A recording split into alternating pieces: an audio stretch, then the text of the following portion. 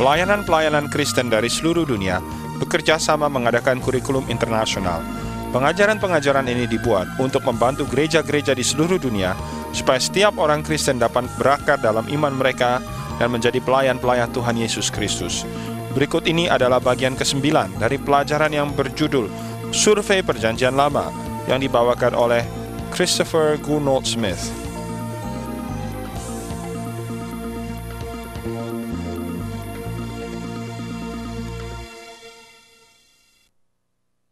Welcome again to our studies of the Old Testament. I hope you're enjoying them. Selamat datang kembali ke dalam studi kita dalam Perjanjian Lama. Saya harap saudara menikmati ini. We ended our last lesson talking about Solomon. Terakhir kita menyelesaikan studi kita berbicara mengenai Salomo. Solomon is associated especially with two things. Salomo diasosiasikan terutama kepada dua hal ini. The first is the building of the temple in Jerusalem. Satu ialah pembangunan Bait Allah di Yerusalem. And the second is the giving of wisdom. Yang kedua ialah mengenai pemberian hikmat. Wisdom in his politics. Hikmat di dalam politiknya. Wisdom in his administration and judgment. Hikmat di dalam administrasi dan penilaian-penilaiannya. And wisdom also in proverbs, in literature. Dan hikmat juga di dalam Amsal, ya, di dalam literatur. One book which is associated with the name of Solomon is the book of Ecclesiastes. Nah, satu kitab lagi yang diasosiasikan dengan nama Salomo ialah kitab Pengkhotbah. We don't, unfortunately, have time to look at this book in detail. Nah, sayang kita tidak ada waktu untuk melihat kitab ini dengan detail. But it's a very important book for this time in history. Namun ini adalah satu kitab yang penting sekali di dalam zaman sejarah pada saat A ini. man is looking for the answers to life. Orang sedang mencari jawaban atas hidup ini. Something which somehow gives him significance in himself. Sesuatu yang bisa memberikan signifikansi bagi seseorang di dalam dirinya And he sendiri. looks for it in building great projects. Dia cari di dalam membangun proyek-proyek besar. He looks for it in the pleasures of his body. Dia cari di dalam kesenangan tubuhnya. He looks for it in all the kind aspects of life that he can think of. Dia cari itu dari semua aspek yang dia bisa pikirkan. And every time it ends in nothing. Setiap kali akhirnya itu tidak ada apa-apa, menjadi Life is kosongan. deeply unsatisfying. Hidup itu sama sekali tidak memuaskan. Eventually, he comes to one conclusion. Akhirnya dia tiba kepada satu konklusi. The thing which is most important Hal yang sangat penting is to do the will of God. ialah untuk melakukan kehendak Allah. Know what God says and do it. Tahu apa yang Tuhan katakan dan lakukan. But that this is not the end. This is the beginning of wisdom. Tapi ini bukan akhir, ini adalah permulaan dari hikmat. But it's the end of the search. Tapi ini adalah akhir dari pencariannya. Now that's the theme of the book of Ecclesiastes. Nah, itu tema dari kitab Pengkhotbah. There is a key expression in the book. Ada satu ucapan yang penting, It is under the sun. yaitu di kolong langit. He says, I looked for everything under the sun. Dikatakan, aku cari segala sesuatu di bawah kolong langit ini. And of course, if you look for satisfaction and wisdom under the sun, you'll never find it. Kalau saudara cari segala sesuatu yang namanya hikmat dan kepuasan di bawah kolong langit ini, di bawah matahari ini, engkau tidak You akan have to pernah go beyond the mendapatkannya. sun Kau harus lebih jauh dari di to the bawah great creator himself. matahari ini, ke bawah penciptanya sendiri. Another book of wisdom literature in the Bible Satu hal yang disebut kitab hikmat is the dalam book of Job. Alkitab ini disebut juga kitab Now, Ayub nobody misalnya. knows exactly when this book was written, Tidak ada yang tahu secara persis kapan kitab ini ditulis. but it describes a situation in very ancient history. Tetapi menceritakan satu gambaran yang dinilai sebagai sejarah Perhaps periode amat at the kuno time sekali. of the patriarchs Abraham and Isaac. Mungkin di dalam zaman patriark Abraham dan Ishak. Job is a good man, Ayub ini orang baik, but he suffers some terrible things. tapi dia menderita beberapa hal-hal yang mengerikan. God is actually allowing Job to go through a period of testing. Tuhan bahkan mengizinkan Ayub untuk melewati satu periode But ujian. there's something wrong with Job's theology. Tetapi ada sesuatu yang salah di dalam teologianya Ayub. His theology is, if I do right, then I will have good health in my body and be prosperous materially. Dikatakan kalau aku lakukan apa yang benar, maka aku akan dapatkan kesehatan dalam tubuhku dan berhasil secara material.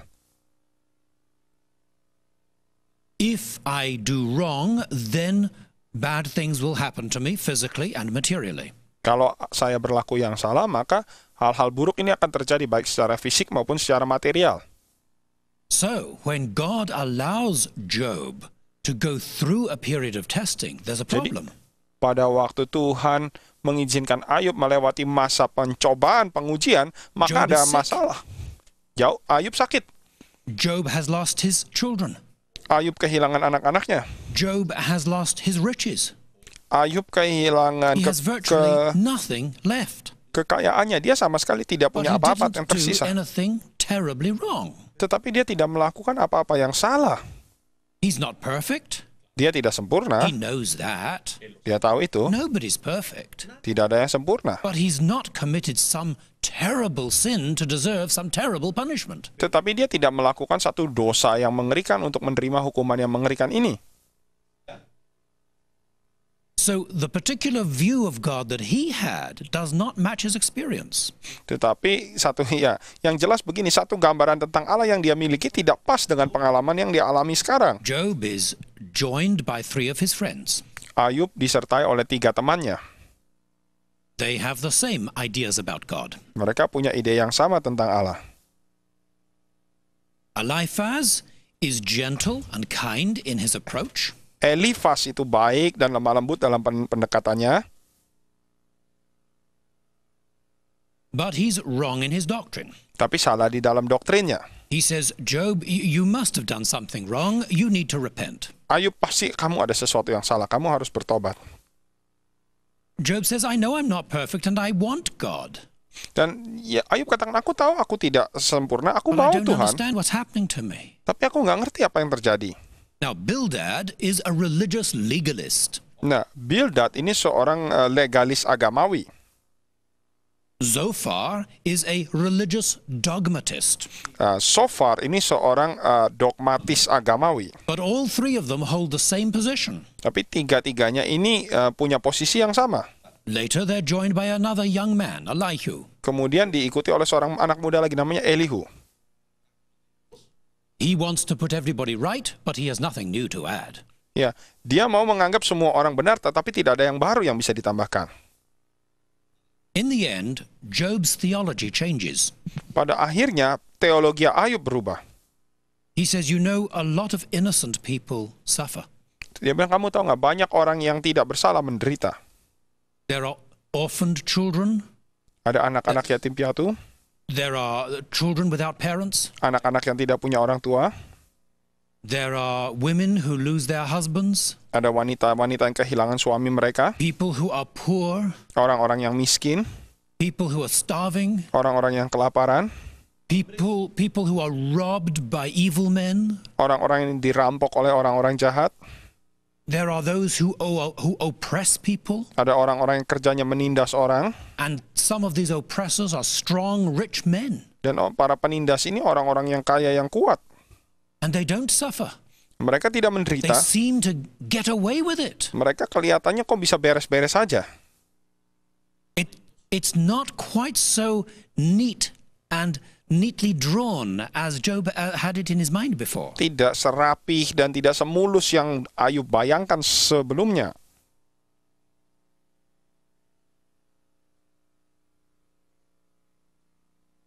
Job does not say that the good people always suffer. Ayub tidak berkata bahwa semua orang baik akan menderita. He says that blessings do come from the hand of God. Ya, dia katakan berkat-berkat itu memang datang dari tangan Tuhan. He says that God does often bless with health and prosperity, Dan katakan memang sering Tuhan memberkati dengan kekayaan dan kesehatan. but not necessarily all the time. Namun tidak berarti setiap kali begitu. And if disaster comes, Dan kalau bencana datang, sickness, sakit penyakit, poverty, kemiskinan, hunger, kelaparan, oppression. penindasan. It's not necessarily a sign of some sin that has happened. Belum tentu itu sebagai bukti satu dosa yang terjadi. Job says, I don't always understand these things, Ayub katakan, aku tidak selalu ngerti ini semua, but I do trust in God, tapi aku percaya kepada Tuhan, and God does the right thing. dan Tuhan melakukan hal yang benar. Somehow, God will take us through. Pokoknya entah bagaimana Tuhan akan menopang kita melewati ini semua. Now, at the end of the book, God comes himself. Nah, pada akhir dari kitab ini Tuhan sendiri turun. He looks at those three men plus the younger man, the four, Dan dia lihat kepada 3 orang ini plus dengan si anak muda ini who have been accusing Job of the most terrible sins, yang menuduh Ayub dosa-dosa yang mengerikan mungkin, which he had not committed. yang dia tidak melakukan sebenarnya. They said, if you are suffering so badly, you must have done wicked, very, very bad Dan things. kalau kamu melakukan hal-hal yang mengerikan, kamu pasti melakukan hal yang sangat mengerikan, yang jahat. They say you are a man who drinks sin like water. Dia bilang, kamu orang yang meminum dosa seperti air. We know that's not true of Job, Kita tahu Ayub tidak begitu. because God has said of Job, he's my servant, he does what's right. Dan Ayub katakan, Tuhan katakan mengenai Ayub, dia hambaku, dia lakukan apa yang benar. So you see the equation between prosperity and health always coming to the person who does right is not correct. Jadi persamaan begitu, bahwa semua orang yang melakukan apa yang benar itu pasti diberkati, itu tidak selalu benar. God was deepening Job's trust in him. Allah sedang memperdalam kepercayaan Ayub kepada dia. We might say that the person who has never suffered has never lived. Mungkin kita bisa berkata orang yang belum pernah menderita itu belum pernah hidup. I do not enjoy suffering when it comes to me, Saya tidak menikmati penderitaan tuh kalau pas kena saya. but I am glad I can minister to those who have problems because I've had them too. Tapi saya senang saya bisa melayani orang-orang yang pernah menderita karena saya juga pernah mengalami itu. I can pray for the sick with compassion because I know what it is to be ill. Saya bisa mendoakan orang sakit dengan belas kasihan karena saya tahu rasanya bagaimana itu sakit. So God came down and he contradicted those friends of Jadi Job. Tuhan datang dan dia mengkontradiksi teman-teman Ayub itu. He said they need to repent, Kata mereka perlu bertobat. and Job will intercede for Dan them, Ayub harus mensyafaatkan mereka, the one whom they had accused. orang yang mereka tuduh. And then God healed Kemudian Job Tuhan sembuhkan Ayub and brought him great dan blessing membawa berkat yang besar and great prosperity. dan kelimpahan yang besar. But whether God had done that for Job or not, Tapi apakah Tuhan lakukan itu kepada Ayub atau tidak? the message is the same. Pesannya itu sama. Job had learned to trust God in a new way. Ayub belajar untuk percaya Allah di dalam cara yang baru. If a person wants to increase his physical strength, Kalau seseorang mau meningkatkan kekuatan fisiknya, he may do exercises and lift heavy weights. dia mungkin lakukan latihan dan mengangkat beban You can berat. see that I don't go in for weightlifting. Saudara bisa lihat saya tidak ikut-ikutan angkat-angkat berat ini. But if a person does, they will increase the weight and they will increase their strength. Kalau seseorang lakukan, mereka akan meningkatkan beban dan meningkatkan kekuatan mereka. An athlete may jump over a height, Dan over a pole. atlet akan melompati satu ketinggian, satu tiang. If he knocks it down, he puts it back again Kalau dia sampai menjatuhkan, dia harus tegakkan lagi.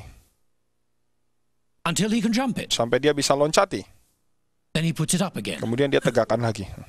And by stretching himself this way, demanding things from himself, he increases his strength. Dengan dia mendesak tubuhnya, memaksa, melatih tubuhnya seperti itu dia menguatkan When our kekuatannya. children go to school, Pada waktu anak-anak kita sekolah, they do more difficult problems in school each year. mereka setiap tahun persoalannya atau tugas yang dihadapi makin berat. You expect a university student to do better than a child in his first year in school. Dan seorang murid universitas, saudara harapkan dia bisa melakukan lebih baik daripada anak kelas 1 SD di dalam sekolah ini.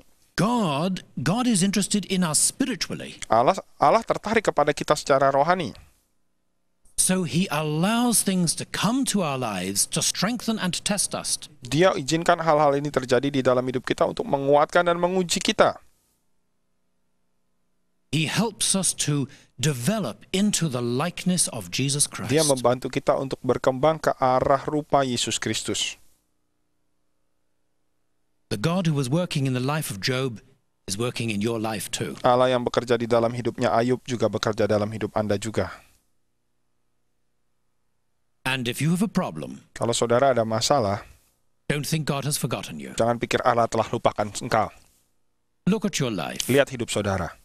If there is something wrong, well, put it right. Kalau ada sesuatu yang tidak beres, ya bereskan. You should do that whether you have a problem or not. Saudara harus lakukan itu, ada masalah atau tidak juga harus. And then trust in God Kemudian percaya kepada Tuhan. and ask Him to give you the strength. Minta Dia memberikan kepadamu kekuatan. One day He may just move in and solve that problem. Suatu hari Dia mungkin masuk dan Dia akan bereskan masalah itu. But it's also possible He will give you the strength to go through it rather than round it. Tetapi Dia akan mungkin juga memberikan engkau kekuatan untuk engkau melewati, bukan menghindarinya. Now, Solomon disobeyed God. Nah, Salomo tidak taat kepada Tuhan.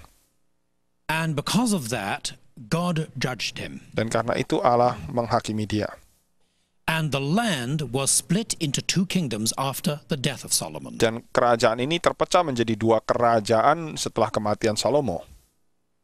I want you to see a small map Coba lihat satu peta kecil, which will show you just how his kingdom was divided. akan menunjukkan bagaimana caranya pembagian kerajaan ini. You see where Jerusalem is. Saudara lihat di mana Yerusalem. The light-colored area around it, it's a sort of intermediate gray, Ya, daerah yang berwarna terang yang mengelilinginya di situ is the kingdom of Judah. adalah kerajaan This Yehuda. remained with the sons of Solomon, Nah, ini tetap menjadi milik anak-anak Salomo. and Jerusalem was their capital city. Yerusalem adalah ibu kotanya. But the tribes to the north, Tapi suku-suku di utara, 10 tribes, 10 suku, broke away, memisahkan diri. and they became known as the kingdom of Israel. Mereka dikenal sebagai kerajaan Israel. Their capital was Samaria. Ibu kotanya adalah Samaria. This was a new capital city. Ini adalah ibu kota yang baru. And for a while, the Israelites also owned some other territory Orang-orang Israel juga memiliki teritori-teritori yang lain. on the east side of the Jordan River. Di sebelah timur Sungai Yordan. Solomon had the areas of Moab and Ammon partly under his control. Salomo mengendalikan sebagian dari tanah orang Amon dan Moab. But very quickly, these broke away. Tapi cepat sekali mereka kemudian memisahkan diri. And so Israel was left on the west bank. Jadi Israel tetap ada di sebelah sisi barat, tepi barat Sungai Yordan. And just the northern part of that. Dan sebagian utaranya di situ. Now, let me talk about the kingdoms of Israel and Mari, Judah. saya akan bicara mengenai kerajaan Israel dan Yehuda. Solomon died about the year 931 before Christ. Salomo mati kurang lebih tahun 931 sebelum Masehi. The tribes which broke away called the kingdom of Israel Suku-suku yang memisahkan diri menjadi kerajaan Israel had a very varied history. punya sejarah yang amat berbeda-beda. Not all their kings were from the same family. Tidak semua raja itu dari satu dinasti atau In keluarga the yang early sama. years, the kingdom was very unstable. Pada waktu tahun-tahun pertama, kerajaan ini amat tidak stabil. There were assassinations and different things like that going on. Ada pembunuhan, pemberontakan, hal semacam itu terjadi. Then an Israelite man called Omri became king. Kemudian ada seorang Israel namanya Omri menjadi raja. He established firm political control. Dia mendirikan satu kendali politik yang kuat. He bought a hill from a man called Shemer, Dia membeli satu bukit dari seseorang namanya Shemer. and on it he built a new capital city Di situ dia bangun satu ibu kota baru as a rival to Jerusalem. sebagai saingan Yerusalem. He called it Samaria. Dia sebut Samaria. He had a son called Ahab, Dia punya anak namanya Ahab. who Ahab, was king after him.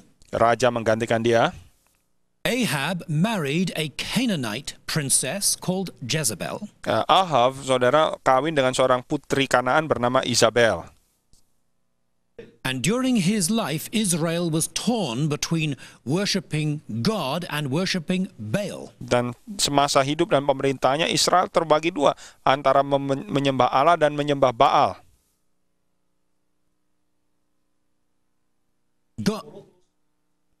God raised up the prophet Elijah Allah membangkitkan seorang nabi namanya Elia to bring these northern tribes of Israel back to God. untuk membawa suku-suku utara Israel ini kembali kepada Tuhan.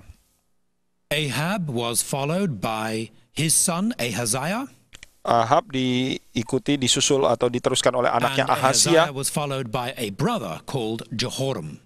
Kemudian Ahazia punya atau Then there was a coup, a military coup, digantikan saudaranya Yoram. Kemudian ada satu kudeta militer. about the year 841 before Christ. Kurang lebih tahun 841 sebelum Kristus. A military commander called Jehu Seorang panglima militer namanya Yehu carried out a military coup in Israel, mengadakan satu pemberontakan kudeta militer di Israel, killed the existing Israelite king. membunuh raja Israel yang ada waktu itu. He removed idolatry. Dia menyingkirkan penyembahan berhala. He was against Baal. Dia menentang Baal. He was in favor of the worship of the Lord, Dia membolehkan penyembahan kepada Tuhan, but he was memihak not a good man or a righteous man. penyembahan Tuhan, tapi dia pribadi bukan orang baik And atau he orang seems benar. to have had no compassion for people. Dan kelihatannya dia tidak punya belas kasihan kepada orang. He was a hard man, Dia orang yang keras. and he established a new dynasty of kings. Dia mendirikan satu dinasti baru lagi 5 kings, 5 raja one after each other. dari dinasti Yehu ini. And after that, Dan setelah itu, again Israel went downhill, Israel kembali lagi merosot. came into a period of instability, Masuk ke dalam periode yang tidak with stabil, more kings coming and going without any clear pattern. di mana raja-raja bangkit dan hilang tanpa pola yang jelas. And then they were deported out of their country. Kemudian mereka dibuang keluar dari negeri mereka. Now, let me explain the international situation on the map. Saya akan jelaskan situasi internasionalnya di peta. This is where the northern kingdom of Israel was located. Ini letak lokasi 10 kerajaan Israel di utara. Up here to the north Di atas ini di utara was the empire of the Assyrians. ialah kemaharajaan Asyur. And they moved in several directions. Mereka berkembang ke beberapa arah. Southwards to conquer Babylon, Ke selatan untuk menaklukkan Babel, and then west and south through Syria and Israel. kemudian selatan dan barat melalui I've got Syria dan another Israel. map of this, Ada peta lagi yang saya bawa di sini. and we're going to have a look at that map in just a moment. Kita akan lihat peta ini sebentar lagi. The Assyrian kings Raja-raja Asyur ini had a special pattern of conquest. punya satu pola penaklukan yang khusus. On the map, you can see the capital city, Nineveh. Saudara lihat di peta itu ibu kotanya Ninive. There were other capital cities nearby, Ada ibu kota lagi yang dekat. one called Kala, Ada yang disebut Karla, and another one called Ashur. ada yang disebut Asyur. But you see where Nineveh is, that's the center of Assyria. Saudara lihat di mana ada kota Ninive itu pusat Assyria atau pusat They Asyur. moved down through Damascus and the area of Syria, Mereka turun ke Damaskus dan di situ daerah Syria, and down through Israel, even in the end to Jerusalem. turun terus ke Israel, terus bahkan sampai ke Yerusalem. Right, now you've seen the map, I want to talk a bit about Assyria. Nah, saudara lihat peta ini, saya mau bicara sedikit mengenai Asyur ini. This was the system. Ini sistemnya. The Assyrian king Raja Asyur ini would go out and attack nations anywhere he could find them. akan keluar dan serang bangsa-bangsa yang di mana saja bisa ditemukan. He would just take away as much stuff as he could carry. Dia akan bawa segala barang yang dia bisa bawa. gold, silver, grain, emas, perak, gandum, animals, binatang, furniture, furnitur, mebel, valuable clothing, pakaian-pakaian yang berharga, anything that he could take. segala sesuatu yang dia bisa ambil. And then he would say to the defeated king, Kemudian dia katakan kepada raja yang kalah ini, from now on, mulai hari ini, every year, setiap tahun, on such a date, pada tanggal sekian, you must come to my palace in Assyria, kamu harus datang ke istanaku di Asyur.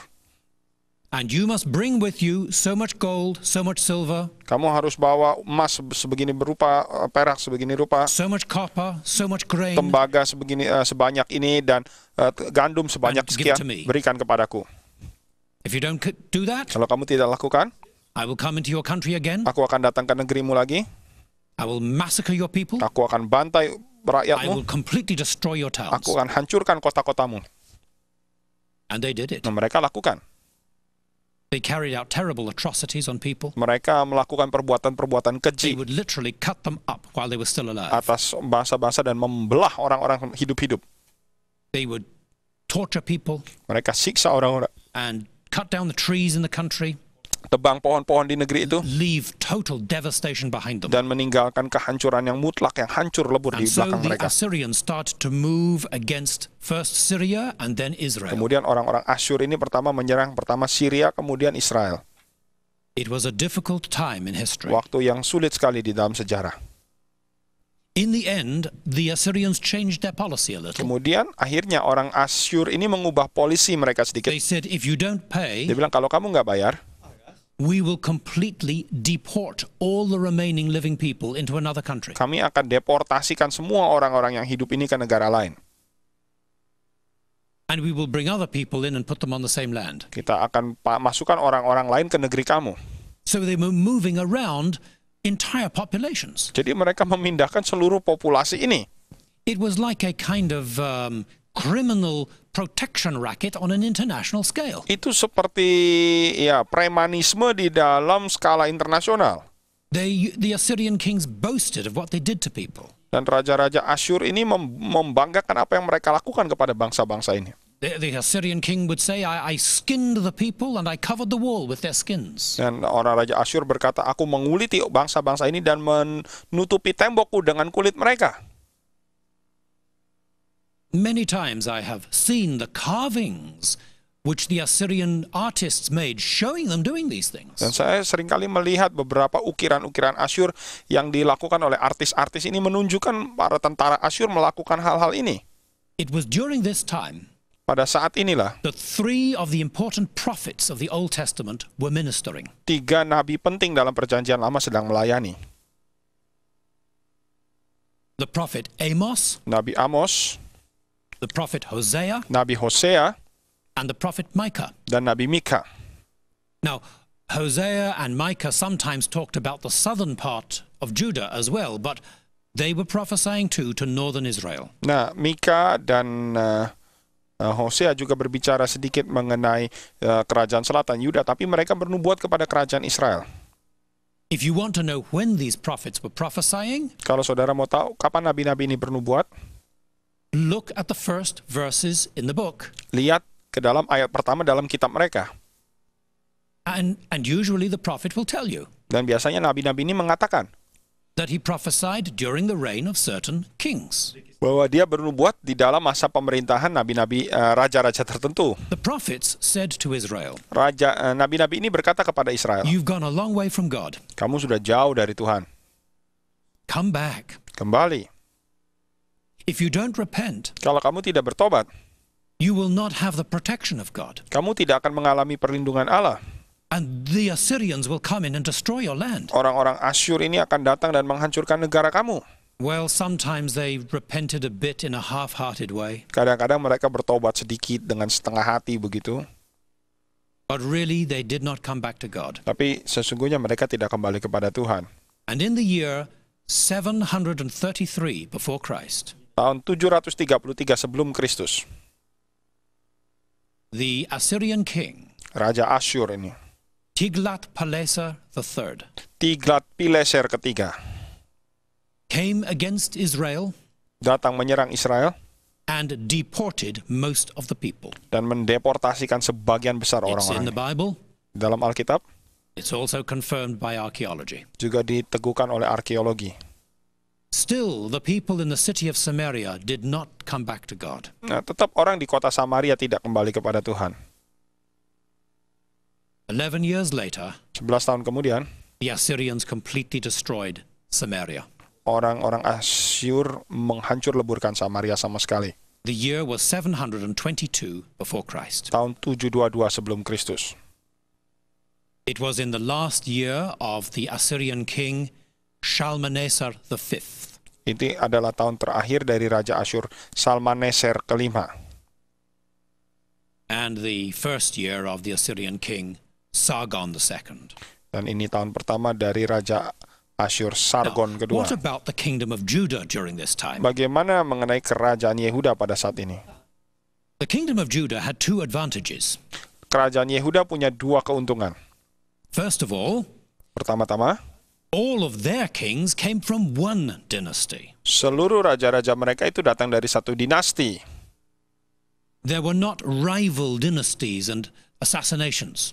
Tidak ada dinasti yang bersaing dan saling There membunuh. was one family, Ada satu keluarga, the royal house of David and Solomon. kerajaan atau keluarga Raja Daud dan Salomo. And this should have given them political stability. Ini biasanya memberikan kepada mereka kestabilan politik. Unfortunately, this was not always the case. Sayangnya tidak selalu begini kasusnya. The second advantage Keuntungan yang kedua, is that in Judah, the capital city was Jerusalem. bahwa di Yehuda ibu kotanya ialah Yerusalem. And in Jerusalem was the temple of the Lord Dan di dalam Yerusalem itu ada bait Allah and the Levitical priests. dan imam-imam Lewi. So this should have made it harder for the people of Judah to backslide. Dan ini harusnya membuat agak sedikit lebih susah bagi orang-orang Yehuda untuk bisa murtad. The Ark of the Covenant and the temple in their city was a reminder of the covenant. Ada tabut perjanjian dan ada bait Allah di kota mereka yang mengingatkan mereka akan perjanjian. Unfortunately, some of the kings of Judah were pretty bad too. Karena sayangnya saudara beberapa raja-raja Yehuda ini cukup jahat juga. But some were good. Tapi ada yang baik. We won't go through all of those kings, Kita nggak akan lihat semua raja-raja ini. but I'd like to mention three of them. Tapi saya sebut 3 orang. Hezekiah, Raja Hizkia, Manasseh, Manasye, and Josiah. dan Raja Yosia. Hezekiah first. Raja Hizkia dulu. He lived about 700 years before Christ. Dia hidup tahun 700 sebelum Kristus. During his lifetime, northern Israel was deported and Samaria destroyed. Di dalam zaman hidupnya ini, Israel Utara ini dideportasikan dan Samaria dihancurkan. Hezekiah really did trust in the Lord. Hizkia sungguh-sungguh percaya kepada Tuhan. He was one of the greatest and godliest kings in Jerusalem. Dia adalah salah satu raja yang terbesar dan paling saleh di Yerusalem. But remember, the Assyrians were on the loose and attacking people where they could. Tapi saudara ingat bahwa bangsa Asyur ini lagi mengamuk dan And menyerang the semua orang Assyrian yang bisa king temukan. Sennacherib came down against Judah also at that time. Dan Raja Asyur Sanherib itu juga menyerang It Yehuda was juga pada saat late itu. in the summer in the year 701 before Christ. Pada waktu tengah-tengah musim panas tahun 701 sebelum Kristus, Raja Sennacherib Hezekiah made preparations to withstand the attack. atau Sanherib ya, Hizkia membuat persiapan untuk bertahan di dalam serangan ini. He reinforced the walls around the city. Dia menguatkan tembok di sekitar kotanya. He built a second wall, Dia membangun tembok yang kedua, which archaeologists discovered a few years ago. yang beberapa tahun yang lalu ahli-ahli arkeologis temukan. He made a tunnel to bring water inside the city, Dia membuat terowongan air untuk membawa air masuk ke dalam kota, bringing it from the pool of Siloam, from the spring of Gihon into the pool of Siloam. membawa itu dari mata air Gihon masuk ke dalam kolam Siloam. The Bible describes how Sennacherib attacked Jerusalem. Alkitab menjelaskan bagaimana Sanherib menyerang Yerusalem. And God miraculously preserved the city. Dan Tuhan secara ajaib menyelamatkan kota itu. You'll find all this in 2 Kings chapter 18. 2 Raja-Raja 18, saudara lihat ini. But be sure you read the chapters before it and the chapters after it as well. Tapi saudara juga baca pasal sebelumnya dan pasal sesudahnya juga. This has also been confirmed by archaeology. Ini juga diteguhkan oleh arkeologi. In fact, the Assyrian king, Sennacherib, Bahkan Raja Sanherib ini, Raja Asyur ini, wrote down his own account of what happened. menulis juga ceritanya apa yang terjadi. And he said this. Dia katakan ini. This is an inscription discovered by the archaeologists. Inilah catatan yang ditemukan oleh para ahli arkeologis. As for Hezekiah, the Jew who did not submit to my yoke, Demikian juga si Hizkia, orang Yahudi itu yang tidak menundukkan diri ke dalam belengguku. I besieged 46 of his strong towns. Aku serbu, aku kepung 46 dari kota-kota yang kuat. I deported 200,150 people.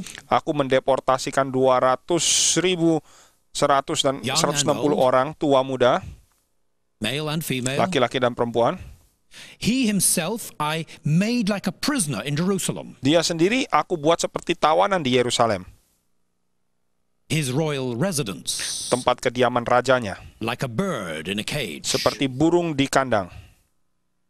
What Sennacherib does not say Apa yang tidak dikatakan Sanherib is that the cage can keep the cat out as well as keeping the bird in. bahkan bahwa si kandang itu bisa membuat kucing ini di luar, demikian juga menjaga. And when God Burung ini sent judgment on the army of the Assyrians, Pada waktu Tuhan menghukum tentara Asyur ini,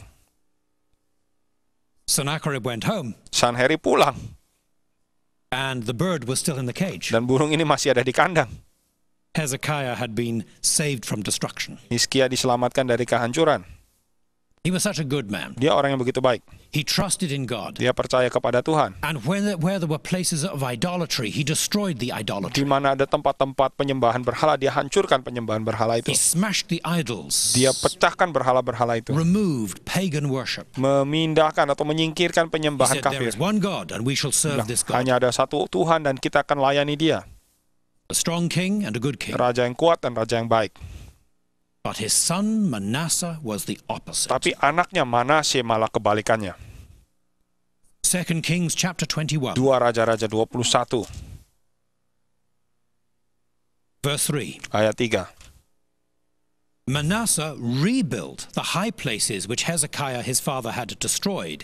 He raised up altars for Baal and made a wooden image as Ahab king of Israel had done. And he worshipped all the host of heaven and served them. Ia mendirikan kembali bukit-bukit pengorbanan yang telah dimusnahkan oleh Hizkia ayahnya.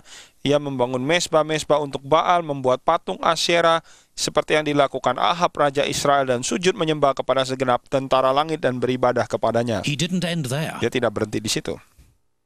Look at verse 6. Lihat ayat 6. 2 Kings 21 2 verse 6. Raja-Raja 21 ayat 6.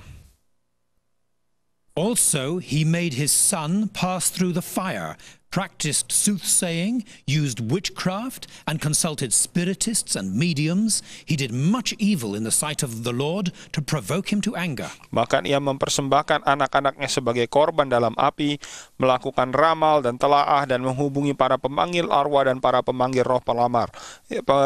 Ia melakukan banyak yang jahat di mata Tuhan sehingga menimbulkan sakit hatinya. Verse 7. Ayat 7. He even set a carved image of Asherah that he had made in the house of which the Lord had said to David and to Solomon his son, "In this house and in Jerusalem, which I have chosen to put all of the tribes of Israel, I will put my name forever." Ia menaruh juga patung Asyera yang telah dibuat di dalam rumah, walaupun sehubungan dengan rumah itu telah berfirman kepada Daud dan kepada Salomo anaknya, "Dalam rumah ini di Yerusalem yang telah kupilih di antara suku Israel, aku akan menaruh namaku untuk selama-lamanya." So Manasseh brought idolatry right into the house of the Lord, into the temple in Jadi si Jerusalem. Manasye membawa penyembahan berhala langsung sampai kepada rumah Allah sendiri, kepada bait Allah di Yerusalem. Verse 10. Ayat 10. And the Lord spoke by his servants the prophets, saying, Kemudian berfirmanlah Tuhan dengan perantaraan para hambanya, yaitu para nabi, berkata, Because Manasseh, king of Judah, has done these abominations, he has acted more wickedly than all the Amorites who were before him, and has also made Judah sin with his idols. Oleh karena Manasye, Raja Yehuda telah melakukan kekejian-kekejian ini, berbuat lebih jahat daripada segala yang telah dilakukan oleh orang Amor yang mendahului dia. Dengan segala berhala-berhalanya, ia telah mengakibatkan orang Yehuda berdosa pula. Therefore, thus says the Lord God of Israel, Behold, I am bringing such calamity upon Jerusalem and Judah, that whoever hears of it, both his ears will tingle. Dan sebab ini beginilah firman Tuhan Allah Israel, sesungguhnya aku akan mendatangkan malapetaka atas Yerusalem dan Yehuda, sehingga setiap orang yang mendengarnya akan bising di kedua telinganya. And I will stretch over Jerusalem the measuring line of Samaria, and the plummet of the house of Ahab. I will wipe Jerusalem as one wipes a dish, wiping it and turning it upside down. Dan aku akan merentangkan atas Yerusalem tali pengukur sama seperti atas Samaria, dan tali unting-unting sama seperti di atas keluarga Ahab. Aku akan menghapus Yerusalem seperti orang menghapus pinggan, ya ini habis dihapus dibalikkan pula menungging. Ayat 16. Moreover, Manasseh shed very much innocent blood, till he had filled Jerusalem from one end to the other, besides his sin by which he made Judah sin in doing evil in the sight of the Lord. Lagi pula Manasye mencurahkan darah orang yang tidak bersalah demikian banyak, hingga dipenuhinya Yerusalem dari ujung ke ujung, belum termasuk dosa-dosanya yang mengakibatkan orang Yehuda berdosa pula dengan berbuat apa yang jahat di mata Tuhan. So Manasseh was a very evil king. Jadi Manasye ini raja yang begitu jahat. At the very end of his life, he discovered too late what he had done. Pada waktu akhir hidupnya, dia terlambat menemukan apa yang sebenarnya dia lakukan. His grandson, Josiah, cucunya Yosia, was a very good king. Raja yang begitu baik.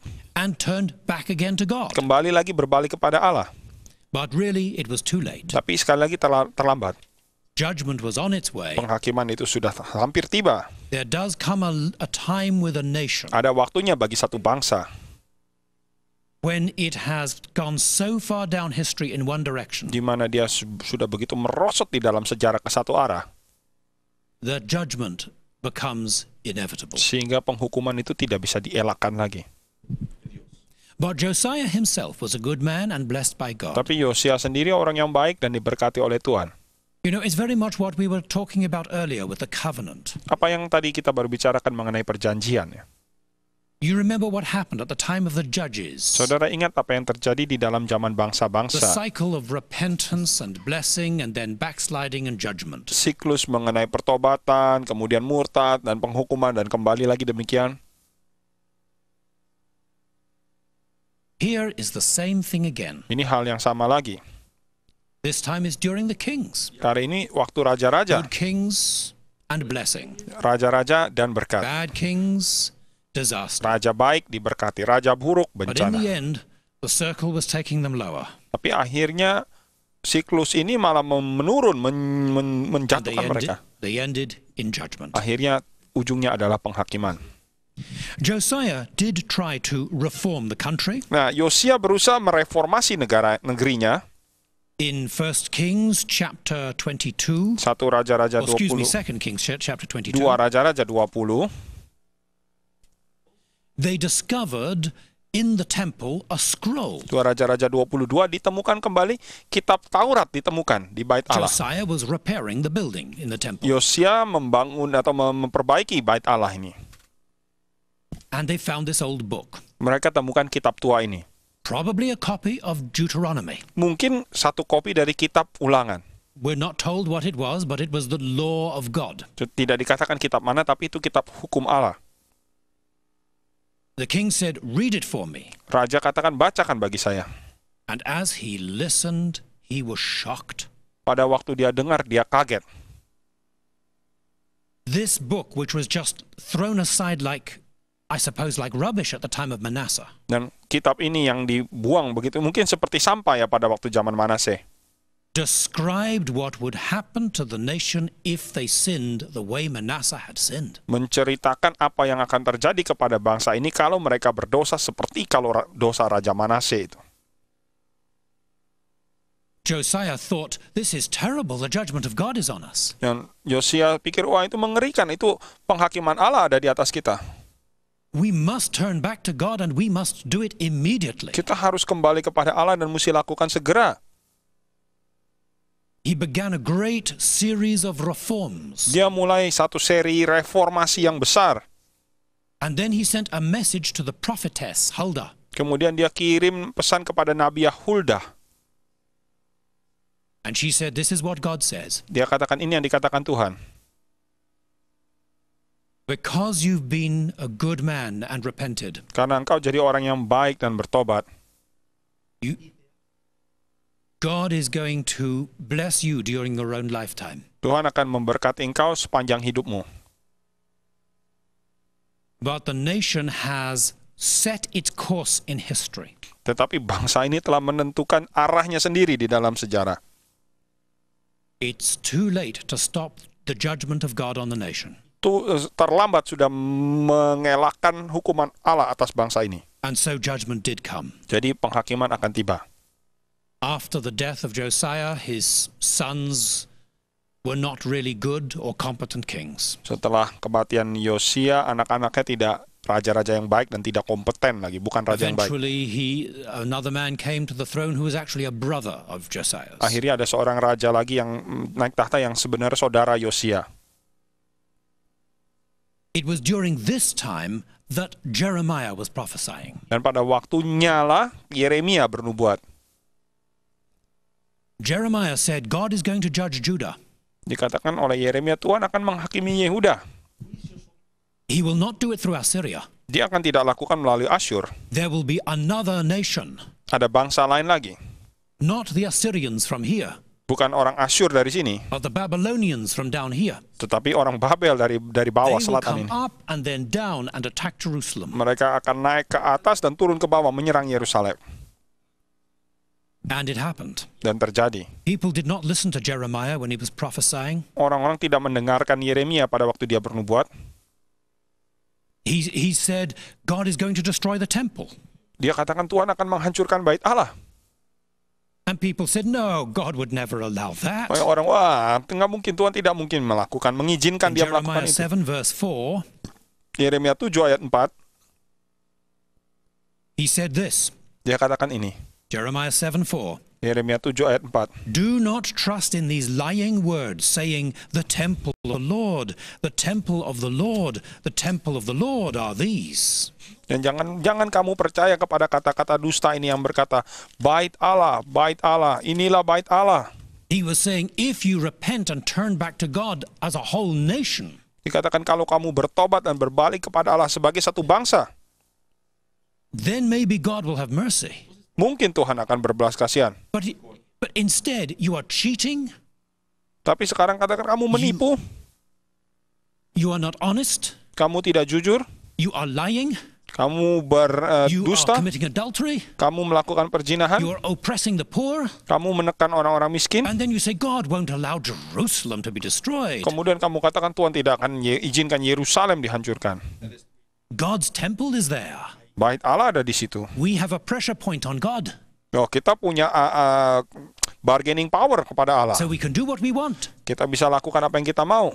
We're safe Kita aman because of the temple, karena bait Allah, because of Jerusalem. karena Yerusalem. No, said Jeremiah, Tidak, kata Yeremia. God will destroy even his own temple. Tuhan akan menghancurkan bahkan bait Allahnya sendiri. It's only a building. Itu hanya bangunan. It's only stone. Itu cuman batu. Your relationship to God is what matters. Hubunganmu dengan Tuhan itu yang penting. That's what is symbolized by the temple. Itulah yang disimbolkan oleh bait You Allah. have destroyed your relationship with God. Kamu sudah menghancurkan hubunganmu dengan Tuhan.